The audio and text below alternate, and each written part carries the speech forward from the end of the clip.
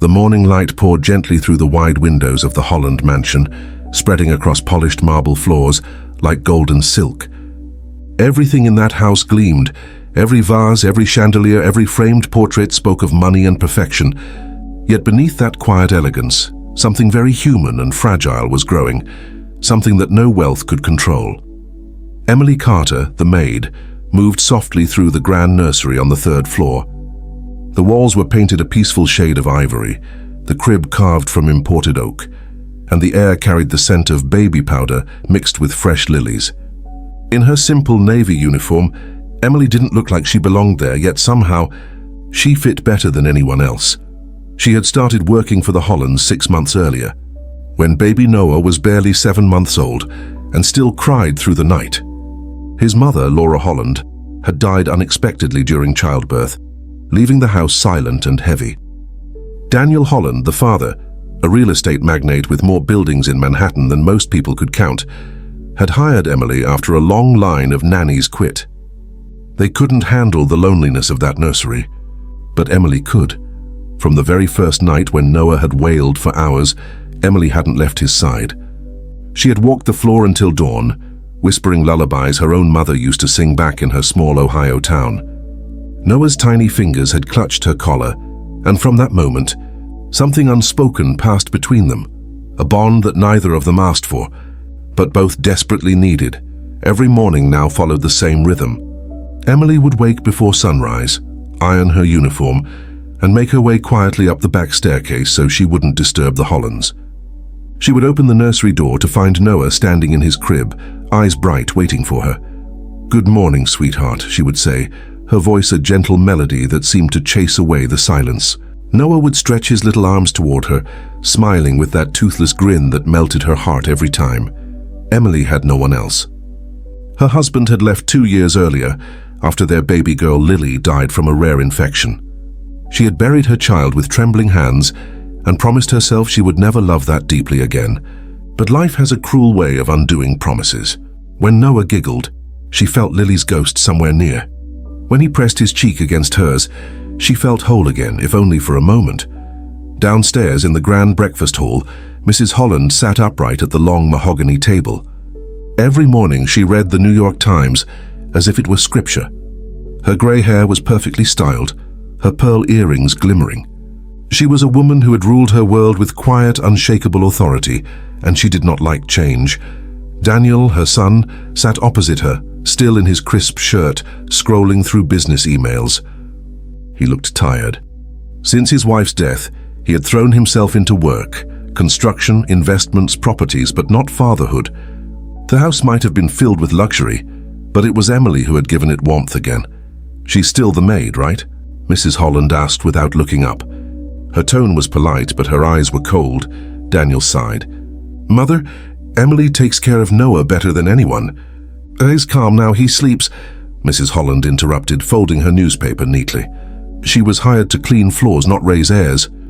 "Mother," Daniel said, a little edge in his voice now, "I can't replace Laura overnight. You saw how he cried before Emily came. He needs stability."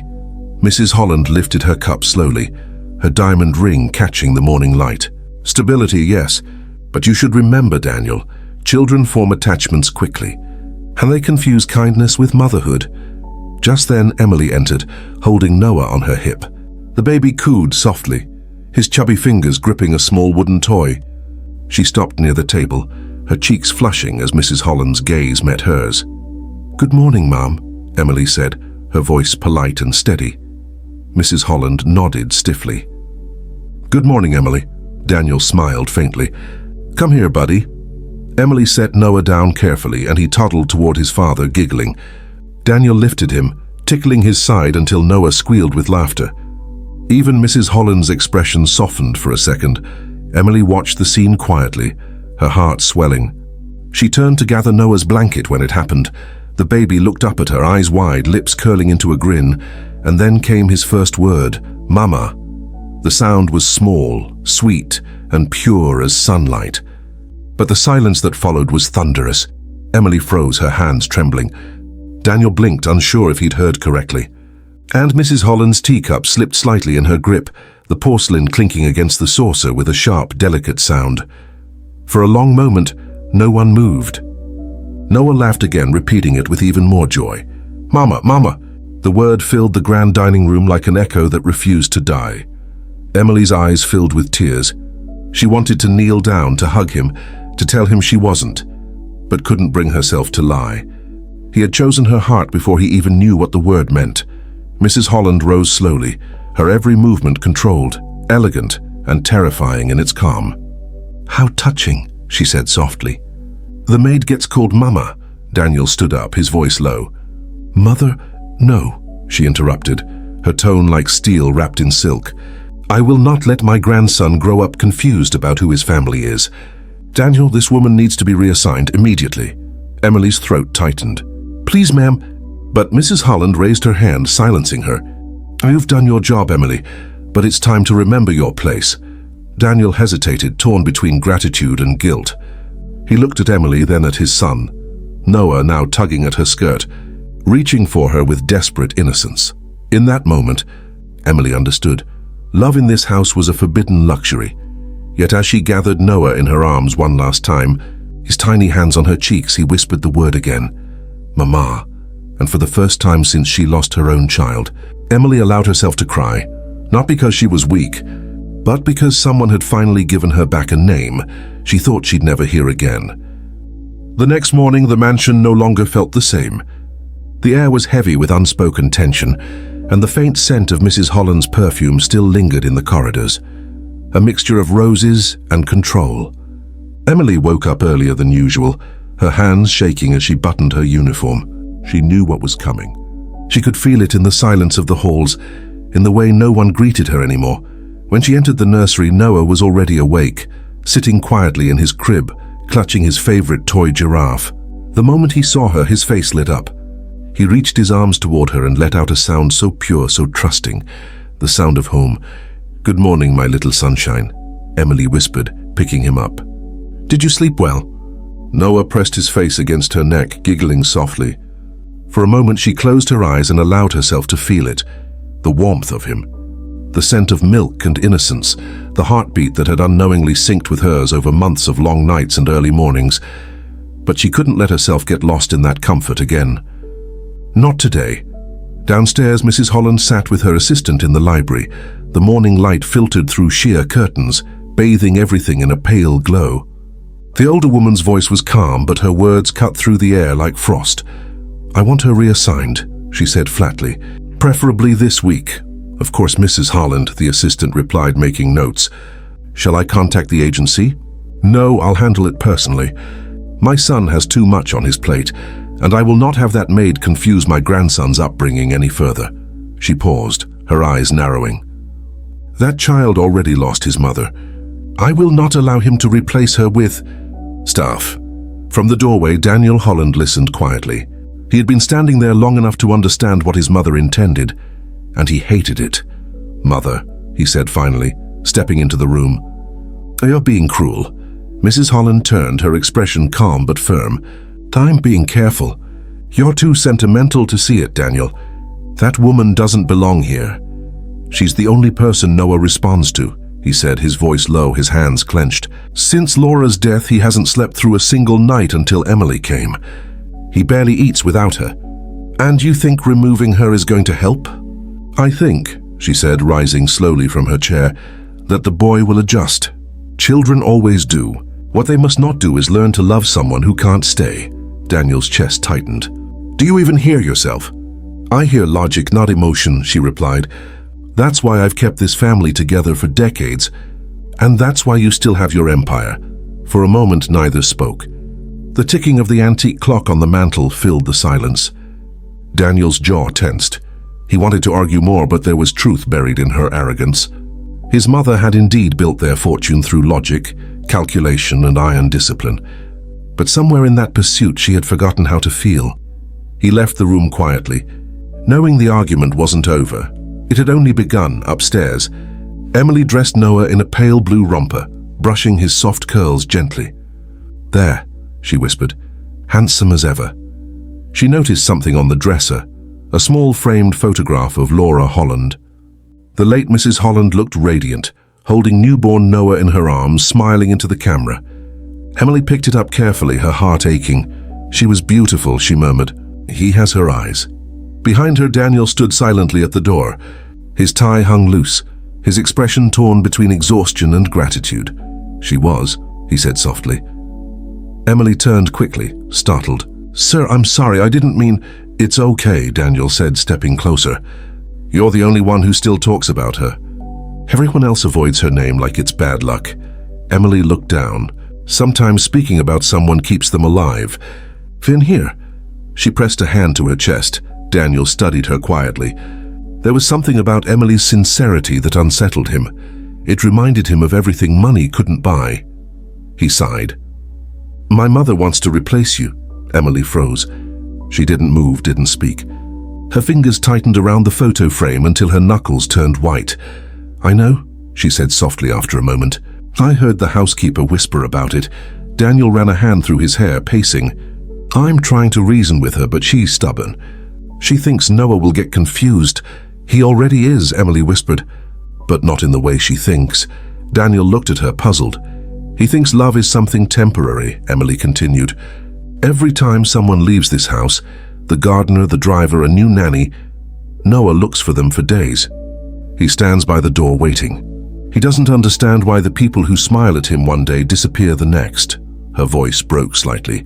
I don't want to be another disappearance, Mr. Holland, but if that's what's best for him, I'll go. Daniel's throat tightened. He had heard honesty before, from lawyers, investors, advisors, but never like this. Emily's words didn't sound rehearsed or polite.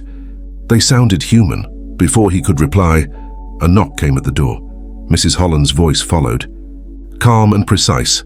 Daniel, a word, please. He turned, frustration flickering in his eyes, then looked back at Emily.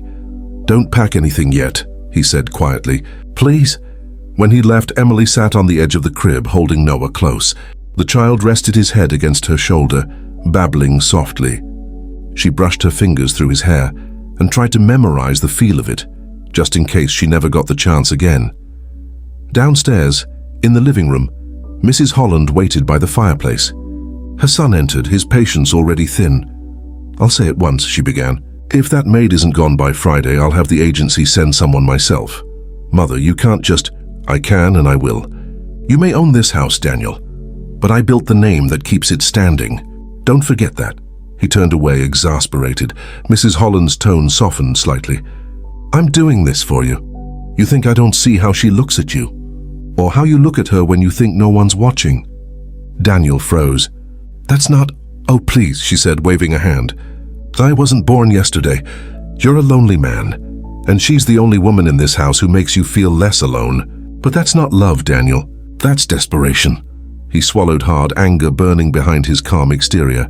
You're wrong. Am I? She asked, arching a brow.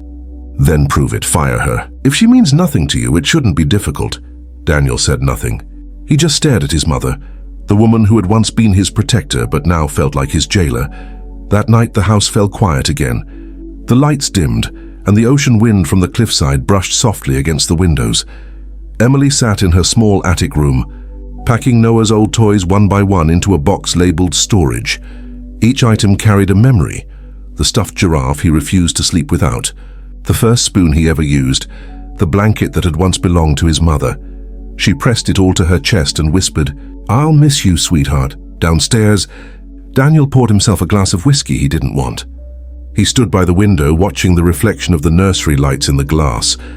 He could see Emily's shadow moving, slow, deliberate, tender, and for the first time in months he realized that losing her might break more than just the routine of the house.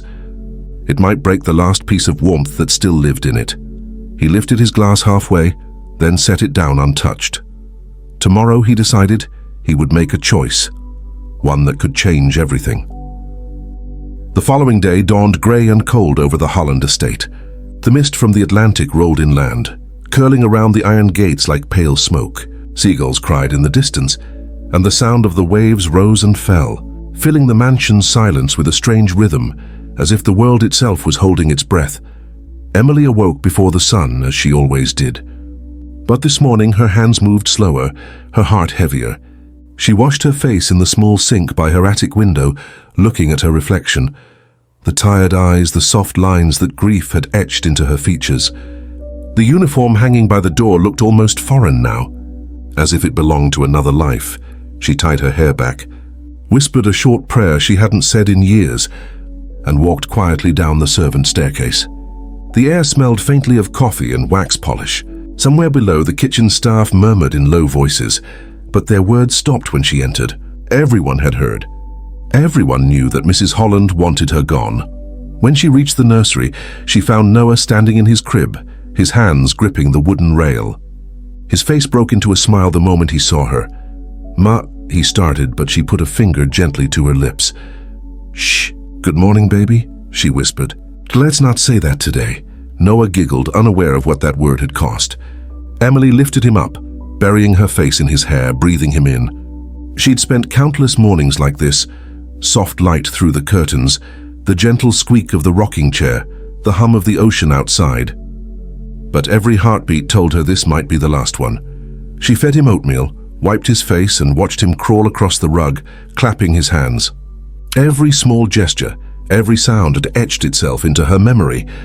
When the clock downstairs struck 8, the familiar sound of Mrs. Holland's heels echoed in the hallway.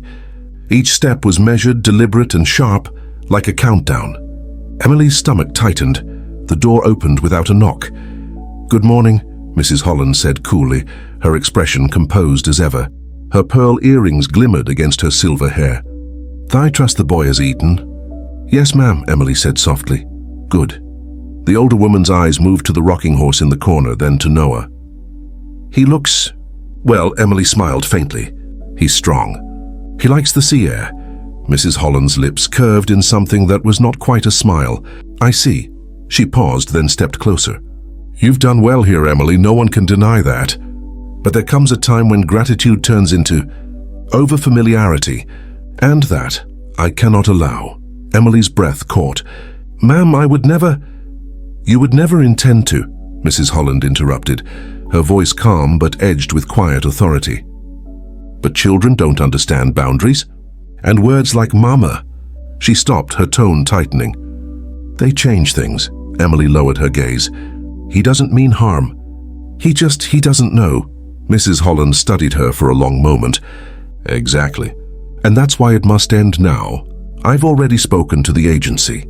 He'll receive 2 months' pay and an excellent reference. You can leave at the end of the week." The words hit like glass shattering inside her chest. She tried to speak, but nothing came. From behind her, Noah began to fuss, sensing the tension. He crawled toward Emily, reaching for her leg, his small voice trembling. Ma. Mrs. Holland stiffened. "Enough," she said sharply. "You see? Even now." Emily knelt down, hugging the boy close. "It's okay, sweetheart. Everything's okay." But her voice broke halfway through. Mrs. Holland turned to leave. "Pack quietly, Emily. There's no need for dramatics." The door shut behind her, and the silence that followed was unbearable. Emily held Noah tighter, rocking him as tears rolled down her cheeks. "I'm sorry, baby," she whispered. "I'm so sorry." Downstairs, Daniel Holland sat in his study, head in his hands. Papers were scattered across his desk, contracts, reports, meaningless words that blurred together. He hadn't slept. He hadn't eaten. His mind was fixed on the nursery, on the sound of his mother's voice, on the look in Emily's eyes when he told her not to pack, when the butler knocked gently and said, "Sir, your mother has finalized Miss Carter's departure." Daniel felt something snap inside him. He stood abruptly, his chair scraping against the floor. "Where is she?" "In the nursery, sir." He didn't wait another second. He strode down the hall, his footsteps echoing, his pulse hammering. When he reached the nursery door, he found Emily sitting on the rug, Noah asleep against her chest, a suitcase half filled beside her. "Emily," he said quietly. She looked up, startled. "Mr. Holland, you're not leaving," her eyes widened. "Sir, I don't think that's your decision anymore." "It is," he said firmly. "You work for me, not my mother." Emily shook her head, her voice trembling. "No, sir. You don't understand." "She's right. Noah deserves to grow up without confusion. I can't stay and let him believe something that isn't true." Daniel took a step closer, lowering his voice. "You love him." Tears welled in her eyes. "More than I should. Then how can walking away be the right thing? She hesitated. Because I'm not his mother. And because in this house people like me don't belong. Daniel's face softened. Don't say that. You belong here more than anyone. The words slipped out before he could stop them. For a moment they hung between them. Raw, dangerous, true. Emily's breath caught. Please don't make this harder than it already is. He exhaled slowly, his voice quieter now. You think I don't know what she's doing? My mother has spent her whole life controlling everyone around her. My father, my wife, me. And now she wants to control my son's heart. Maybe she's just trying to protect him, Emily whispered. From what? Love? He asked bitterly. They stood in silence, the sound of the waves faint through the window.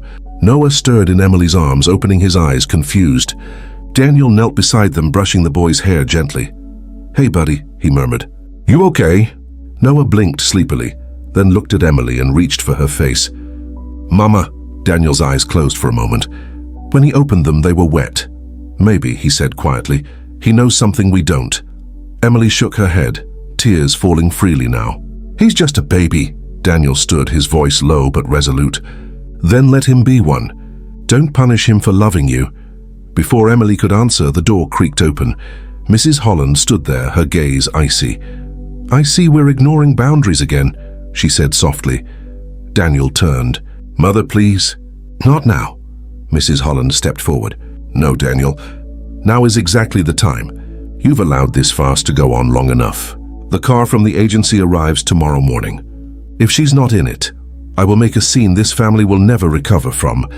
She turned her gaze to Emily, her voice calm but lethal. Be wise, Miss Carter. Know when you've reached the limit of your welcome. And then she was gone. Emily sank to the floor, shaking. Daniel didn't speak. The weight of his mother's ultimatum hung over them like a storm cloud. After a long silence, Emily whispered, You should let me go. Daniel turned toward her, his face pale, his voice barely above a whisper. I can't. But even as he said it, he knew. Tomorrow morning she might have no choice. That night, as rain began to fall softly against the windows, Emily sat by Noah's crib and watched him sleep. Lightning flickered once, illuminating the photograph of Laura on the dresser. Emily stared at it for a long time, her heart heavy. She whispered to the picture, I never meant to take your place. I only wanted to protect him. Downstairs, Daniel stood by the fire, the flames casting restless shadows across his face. His mother's words echoed in his head, but so did Emily's. He poured another drink he wouldn't finish. Outside, thunder rolled far out to sea. Tomorrow, something would break, he could feel it. And for the first time, Daniel Holland, the millionaire who thought he could buy control, realized that love, the kind that sneaks quietly into the heart, cannot be bought, managed, or dismissed. It demands its place, even in the coldest house on the hill. Rain swept across the Holland estate the next morning like a living thing. It lashed against the tall glass windows, drummed on the marble terrace, and turned the gardens into a grey sea of trembling roses. The sky was low and heavy, and the ocean waves beyond the cliff struck the rocks with angry force, as if nature itself was echoing the storm inside that mansion. Emily barely slept that night. Every time she closed her eyes, she saw Noah's face, his little mouth forming that one word, his small hands reaching out for her. She lay awake until dawn, staring at the ceiling, counting the slow rhythm of rain against the glass. Her heart felt torn between gratitude and unbearable pain. When she finally rose, she folded her few belongings into a worn brown suitcase. Her Bible, her daughter's photo, 2 sets of clothes, and the small silver bracelet Noah had once tugged from her wrist and refused to let go of until he fell asleep. She would leave it behind, not as a gift but as a piece of herself he could keep. She stood for a moment by the window, watching the mist rise over the ocean. God, she whispered softly, please, take care of him. Downstairs, the house was strangely silent. The staff moved in hushed voices, avoiding eye contact. Even the butler, Mr. Gray, who had always greeted her kindly, could barely look her in the eye. Everyone knew this morning would be her last. By 9 o'clock, the black sedan from the agency had arrived. Its engine hummed quietly in the driveway, a dark shadow against the pale rain. The driver stood near the door, holding an umbrella, waiting. Mrs. Holland was in the drawing room, sipping her tea by the fireplace. Her demeanor was flawless. the calm of a woman who believed she had restored order to her world. When she saw Emily descend the grand staircase, suitcase in hand, she gave a slow nod. "I trust your final arrangements are complete," she said without looking up from her cup. "Yes, ma'am," Emily replied softly. "Good. The agency will find you a new post within the week. You've served us well." Emily hesitated. "Thank you, ma'am." Mrs. Holland set her cup down, finally meeting her eyes. "One piece of advice, Miss Carter. In this world, kindness often becomes confusion. Learn to protect yourself from that." Emily nodded, her throat tight, and walked away. But before she reached the door, a voice called out from behind her, urgent, desperate, "Emily!" It was Daniel. He was standing at the top of the stairs, tie loosened, eyes blazing with something between fury and heartbreak. He came down 2 steps at a time, ignoring his mother's warning look. "Don't go," he said, his voice trembling. "Please." Emily froze. The driver shifted uneasily outside. The staff had stopped pretending to work. They stood silently in the hallway watching. "Mr. Holland," she said, forcing her voice to stay steady. "It's not my choice." "It is now," he said firmly. "I won't let you leave." Mrs. Holland rose slowly from her chair, her tone deceptively calm. "Daniel," he turned to her. "Mother, this has gone too far. You've run this family your whole life, but you don't get to decide who my son loves or who I trust." "Trust?" she said, arching an eyebrow. "You call this trust? Letting a servant replace your wife's memory?" Daniel's jaw tightened. "She's not replacing anyone. She's keeping this family together, the way none of us could after Laura died. You just can't stand the idea that love could exist outside your control." Mrs. Holland's lips parted, shock flashing across her face. "How dare you—" "No," Daniel said, his voice rising slightly, though it trembled. "How dare you turn every act of kindness into a threat? She saved that child, Mother. You didn't see what he was like before she came. He wouldn't eat, he wouldn't sleep, he'd scream until he passed out. Emily brought him back to life." The older woman's hand trembled on her teacup. "And what about when she leaves, Daniel? What about when she finds another house, another child, another man to fix? Then what will you tell Noah? That his new mother just moved on?" The words cut deep. Emily's heart sank. Daniel opened his mouth but said nothing. The truth in his mother's cruelty stung even him. Emily finally spoke, her voice soft but clear. "She's right." Both of them turned to her. She took a shaky breath. "He'll cry for a while. He'll look for me. But children forget, Mr. Holland. They heal faster than we do. And maybe someday he'll understand that I loved him enough to walk away." Daniel stepped forward, desperate now. "Emily, you can't mean that." She smiled faintly through her tears. "I do. Because if I stay, it'll destroy what little peace is left here." For a long moment, no one spoke. Rain battered the windows like restless fingers. Somewhere upstairs, the faint sound of Noah crying broke through the silence. That sound shattered Daniel. He turned toward the staircase, then back to her. "He's calling you." Emily looked up, tears streaming freely now. "I know." Mrs. Holland exhaled slowly, perhaps realizing for the first time that this moment wasn't victory, it was loss. Emily turned and climbed the stairs one last time. Each step felt like walking through water, heavy and slow. In the nursery, Noah stood by the crib rail, red-faced and sobbing. When he saw her, his little arms shot up instantly. "Mama," he cried. She knelt down and scooped him up, pressing him close, her tears soaking into his tiny shirt. "It's okay, baby. It's okay." He clung to her hair, burying his face in her neck. Emily rocked him back and forth, whispering every prayer she knew. She kissed his forehead once, twice, 100 times, memorizing the feel of his skin. Then she gently set him back in his crib. "You'll grow strong, Noah," she said through tears. "And you'll forget me someday. That's how it should be." From the doorway, Daniel stood silently, his heart breaking. "Emily," he whispered. "Don't do this." She turned, trying to smile through the pain. "You once told me love can't be bought or managed. But sometimes it can't be kept either." She brushed past him gently, her suitcase in hand. When she reached the stairs, Mrs. Holland was waiting, not triumphant but hollow. "Goodbye, Miss Carter," she said quietly. Emily nodded. "Goodbye, ma'am." The front door opened with a slow creak. The cold rain rushed in, chilling her to the bone. She stepped out into it without an umbrella, the driver following silently behind. As the car pulled away from the mansion, Emily looked back through the fogged window. She could see the blurred outline of the nursery window, a small shadow pressed against the glass. Noah was there. He was watching her go, tiny palms against the window pane. She lifted her hand slowly, a silent wave. "Goodbye, my angel," she whispered. "Be good." The car disappeared down the long driveway, swallowed by the grey rain. Inside the mansion, Daniel stood at the nursery window, holding his son. Noah's small hand pressed against the glass, mirroring Emily's. "She's gone." Mrs. Holland's voice came softly from behind him. Daniel turned slightly. His voice was low, filled with something raw. "You didn't save this family, Mother. You buried it." And without another word, he walked out, Noah still in his arms. Downstairs, the tea in Mrs. Holland's cup had gone cold. She sat alone by the fire, staring into the flames, but for the first time in years, her reflection in the glass trembled. That night, she heard the faint sound of Noah's crying echo through the halls. It didn't stop for hours, and even when it finally did, the silence that replaced it was far worse. Because somewhere deep down, even she understood. Some losses money could never repair, and love, once silenced, leaves its echo in every empty room.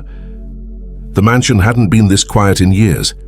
It wasn't the peaceful kind of silence. It was hollow, aching, and endless.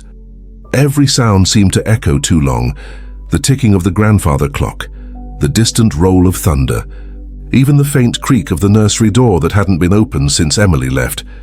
2 days had passed since the car disappeared down the driveway. And in those 2 days, the Holland estate had turned into something fragile. A house that looked grand but felt empty. Noah refused to eat. He refused to sleep. Every time Daniel tried to feed him, he would push the spoon away and cry. Sometimes he'd crawl to the nursery door, patting it softly as if waiting for someone to walk through it. His small voice would rise again and again, "Mama, Mama," until it broke Daniel's heart. Mrs. Holland tried to comfort the boy herself once. She brought him a toy, sat with him by the fireplace, and even sang a lullaby she hadn't sung since Daniel was a child. But Noah only turned away, burying his face into his blanket. That night, Daniel carried his son upstairs and laid him in the crib. Rain whispered against the windows again, the same sound that had filled the night Emily left. Daniel sat in the rocking chair and stared at the small, trembling chest, rising and falling under the blanket. He whispered to himself, "She's gone, buddy. She's not coming back," but his voice cracked on the last word. He couldn't believe it either. After midnight, when the storm grew louder, Daniel walked downstairs to the living room. The fire had gone cold. He poured himself another drink, though it did nothing to warm him. His mother was there, sitting in the dark, the only light coming from the embers in the hearth. "Still awake?" she asked quietly. "I can't sleep," he replied. "Neither can he." Mrs. Holland said nothing at first. Then she sighed, setting down the book she hadn't really been reading. "He'll adapt, Daniel. Children always do." He turned toward her sharply. "Do they? Because I was one of those children, remember? I adapted to losing my father's affection. When you decided business mattered more than birthdays, I adapted to silence when you taught me not to cry. And now you want him to adapt to losing the only person who made him feel loved." Mrs. Holland stiffened. "That's unfair." "No," Daniel said, his voice rising. "What's unfair is expecting love to follow your rules. You've built your whole life like an empire. Everything in its place, everything perfect. But this isn't one of your investment projects. It's a child." She flinched at that word. For a long time, neither spoke. The fire hissed softly as another log cracked apart. Finally, she said, almost in a whisper, "You sound like your father." Daniel blinked. "Is that supposed to be an insult?" "No," she said. "It's what scares me." He stared at her. In the dim light, she looked smaller somehow. Less like the woman who commanded rooms and more like someone afraid of losing what little control she had left. "I buried one family already," she said quietly. "I won't bury another." Daniel's voice softened. "Then stop killing what's left of it." He set his glass down and walked away. Upstairs, Noah had woken again, crying. Daniel rushed to the nursery, lifting the boy into his arms. He rocked him gently, murmuring nonsense words just to calm him. But nothing worked. "Shh, shh. It's okay, Noah. She'll come back someday." He stopped mid-sentence, realizing he didn't even believe his own words. By the third day, even Mrs. Holland began to see what she had done. The housekeeper had started whispering about Noah's fevers. The doctor said it was nothing serious, emotional distress, he called it. But seeing the pale child refusing to eat, refusing to smile, made something shift inside her. That evening, Mrs. Holland stood outside Emily's now empty room in the attic. She opened the door slowly. The small bed was neatly made, the air faintly scented with lavender soap. On the dresser, she saw a single folded note. It was addressed in careful handwriting, for Noah. She hesitated before picking it up. Inside there was only one line, written in a shaky, fading script. "You are loved even when I am far away." For the first time in years, something inside her cracked open. That night she couldn't sleep. She sat in her chair until the early hours of the morning, staring out the window toward the dark sea. The words from the letter echoed again and again. By sunrise, she made her decision. When Daniel came downstairs, still half asleep, he found his mother at the kitchen table, already dressed, her coat neatly folded beside her. "What are you doing?" he asked. "I'm going to the agency," she said simply. He frowned. "To find another maid?" She looked up at him, her eyes red but steady. "No, to bring back the one we shouldn't have let go." Daniel stared at her, speechless. Mrs. Holland stood, smoothing her coat. "I can't promise I'll like her," she said, voice trembling slightly. "But I can admit I was wrong." Daniel exhaled, relief and disbelief washing through him. "Mother." She raised a hand. "Don't thank me yet. She might not want to come back." He nodded slowly. "Then we'll ask her together." Later that afternoon, the same black sedan rolled back into the driveway, the same one that had taken Emily away. The driver stepped out, rain dripping from his hat. Mrs. Holland met him at the door. "Do you know where she went after she left us?" The driver hesitated. "She asked to be dropped off in Brooklyn, ma'am. A small apartment above a flower shop." Mrs. Holland exchanged a glance with her son. "Then that's where we'll go." They drove through the city in silence.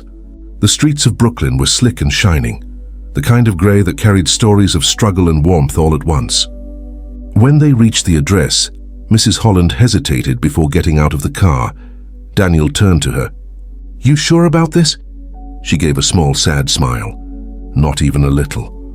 They climbed the narrow stairs and stopped at the second door on the right. Daniel knocked gently. There was a pause, then the sound of footsteps. When the door opened, Emily stood there, hair tied back, sleeves rolled, a faint trace of flour on her hands. She had been helping the old florist downstairs arrange morning bouquets. For a long moment, none of them spoke. Finally, Daniel said softly, "We came to see you." Her eyes darted between them, uncertain. "Is everything all right?" "It's Noah," Mrs. Holland said quietly. "He's not well. He won't stop asking for you." Emily's lips trembled. "Oh no." Mrs. Holland took a step forward. Her voice wavered, but she didn't look away. "I was wrong, Miss Carter. About you, about everything. I thought I was protecting my family, but I think I was only protecting my pride." Emily blinked, stunned. She had never seen the woman look this human. "I'm not asking you to forgive me," Mrs. Holland continued, her tone soft but pleading. "I'm just asking you to come home." For him, Emily's heart raced. She glanced at Daniel, whose eyes were filled with something unspoken. Gratitude, maybe hope. For a long time, she said nothing. Then she nodded slowly. "Let me get my coat." As she walked down the narrow hallway toward her small bag, a strange calm washed over her, like stepping out of a nightmare into a sunrise.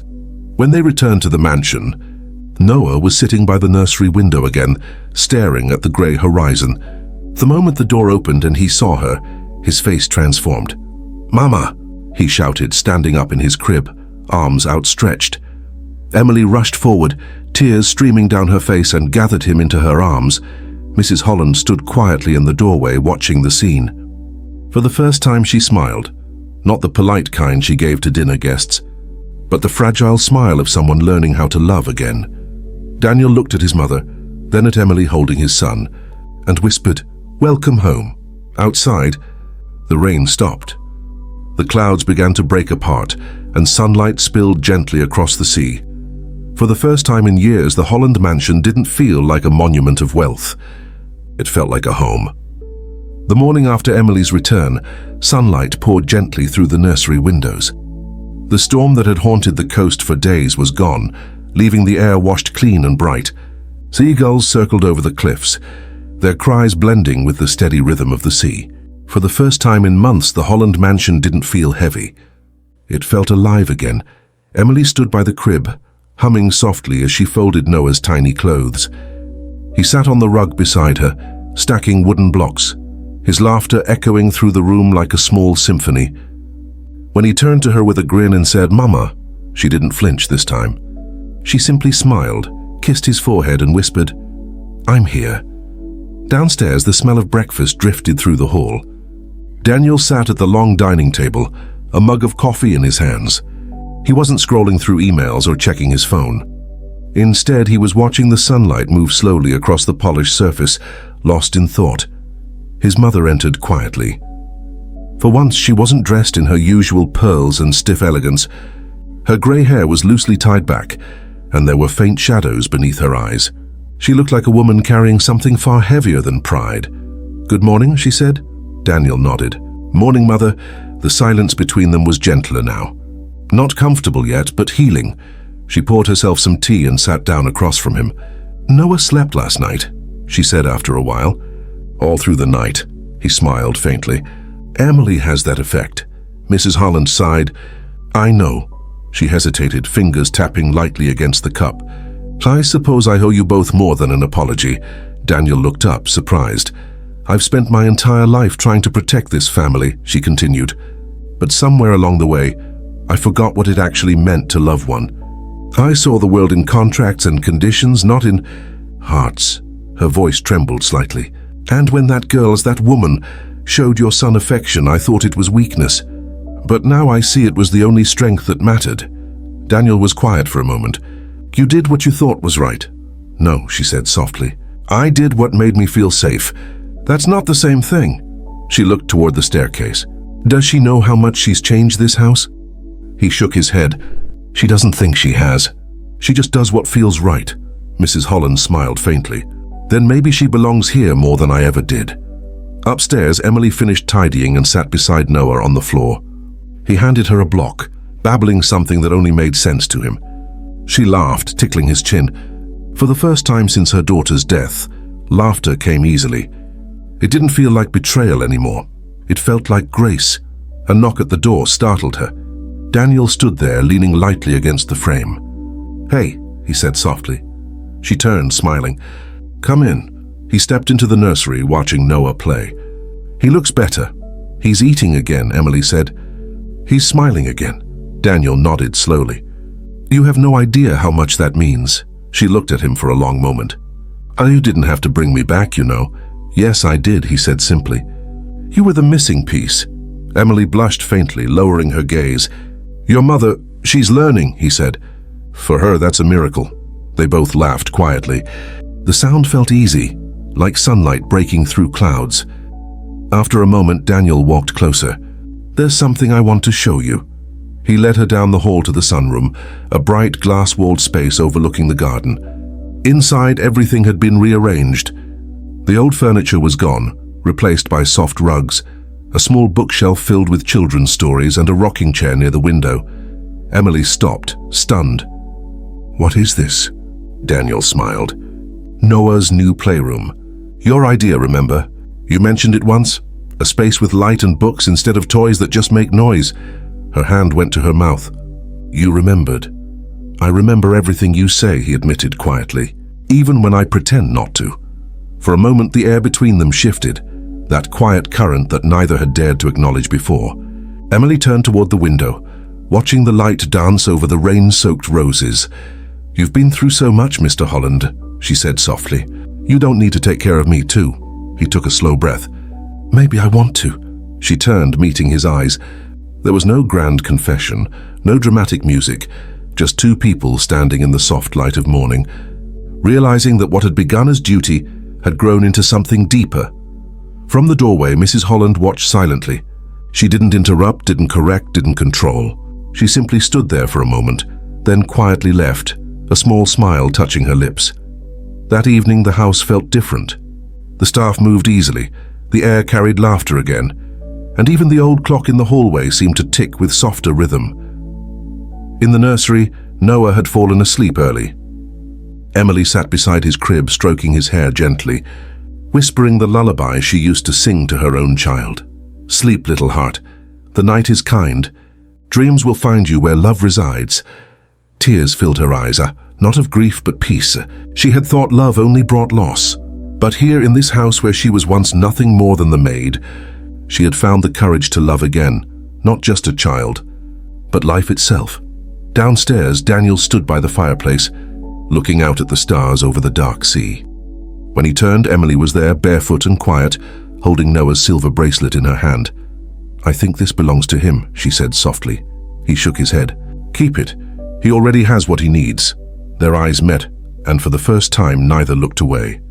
Outside, the wind carried the faint scent of the ocean, the promise of spring, and something else, something unspoken but certain. Months later, people in town began to talk again about the Hollands, but this time not about money or gossip. They said the mansion on the cliff no longer felt cold. They said laughter could be heard from the garden, and that the millionaire's mother could often be seen sitting on the porch, holding her grandson while the maid, now no longer just the maid, read stories aloud by the fading light. And at night, when the sea wind rose and the waves struck the rocks, Emily would whisper to Noah before bed, "You're home, sweetheart. You're safe. You're loved." For she had learned that family isn't always the one you're born into. Sometimes, it's the one you build from broken pieces, with love that refuses to fade.